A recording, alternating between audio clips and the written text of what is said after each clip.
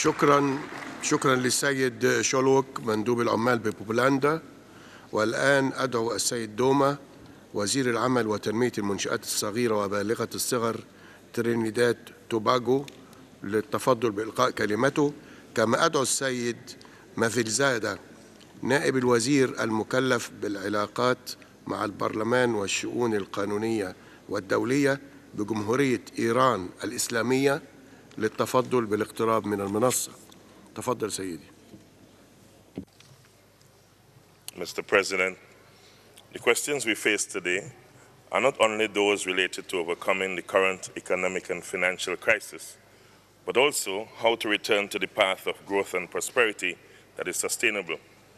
Our common recent experience has revealed the dangers of focusing excessively on opportunistic wealth creation schemes rather than investing in the real economy and, by extension, in creating real and sustainable jobs as a basic ingredient of human welfare.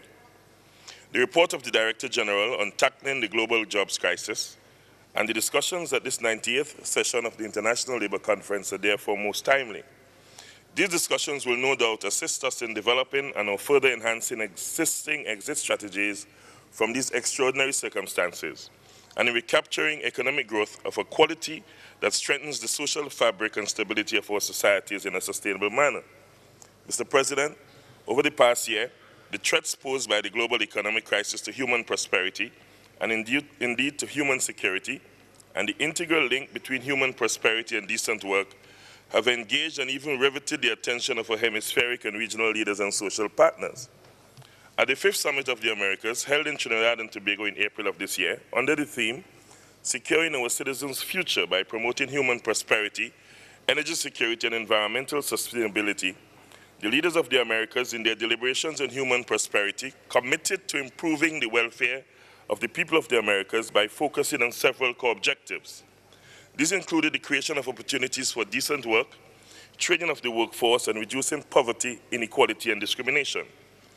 Prior to this, the Caribbean social partners explored ways of promoting human prosperity beyond the crisis at an ILO tripartite conference in early April 2009 and adopted 9 key principles to guide the regional approach.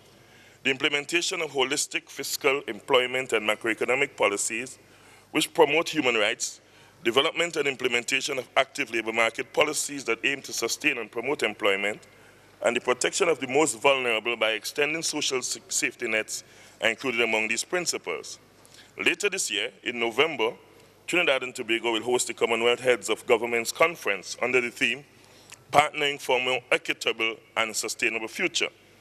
The emphasis on partnership is instructed, Mr. President, because the scope and intensity of globalization is now such that the solution to the current crisis requires concerted, coordinated global action to re-stimulate growth and expand job creation in both developed and developing countries alike. The benefits of such dialogue at the international, hemispheric, and regional levels are indeed immense and are being realized in Trinidad and Tobago as every effort is made to translate the outcomes and decisions into a legacy of good governance marked by workable actions which are incorporated into the National Development Framework. It has been said, Mr. President, that countries' abilities to cope with and to overcome the crisis depends in large measure on their pre-crisis status. Fortunately, as part of its ongoing economic development program, the government of Trinidad and Tobago had already adopted certain measures before the onset of the crisis that have contributed to minimizing its negative effects. Our focus on heavy investment in universal access to education and training from nursery to tertiary, including free primary and secondary education, and fully paid tuition at the tertiary level, as well as scaled-up training of our labor force through a range of skill development programs, have proven very beneficial. Furthermore, through targeted social protection measures such as the conditional cash transfer program and the provision of stipends to trainees in selected training modules, we have been able to maintain dignity in people's lives while positioning them to become in time masters of their own destiny and indeed masters of their own dignity. In responding to the crisis, we recognized that quick and decisive action was needed. One of our first actions was to strengthen the legislative framework governing our financial system in order to secure and protect the interests of all concerned. We have also accelerated our efforts to promote micro, small, and medium enterprises, embarking on preparation of a new micro and small enterprise sector development program. Recognizing links between wealth creation and productivity, enhancing productivity remains high on the national agenda in Trinidad and Tobago, in furtherance of which my government has consulted with the social partners and will soon be establishing a National Productivity Council.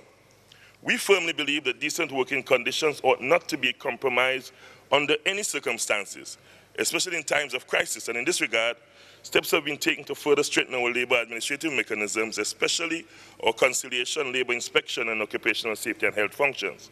In addition, the enactment of equal opportunity legislation and development of a national workplace policy on HIV/AIDS have been significant steps in promoting fundamental rights of equality and freedom from discrimination. As we commemorate World Day Against Child Labor today, I'm pleased to reaffirm my government's continued commitment to the elimination of all forms of child labor, which is evidenced in our National Plan of Action for Children, in the development of a draft policy on elimination of child labor. Mr. President, social dialogue remains the cornerstone of governance in our labor market. To this end, the government remains committed to continued collaboration with our social partners. In closing, I take this opportunity to congratulate the ILO on its 90th anniversary and to thank in particular the Director General and the ILO Sub-Regional Office for the Caribbean, led by Dr. Ana Teresa Romero, for their unswerving support to Trinidad and Tobago and more generally to the Caribbean region in our determination to promote decent work. I thank you, Mr. President.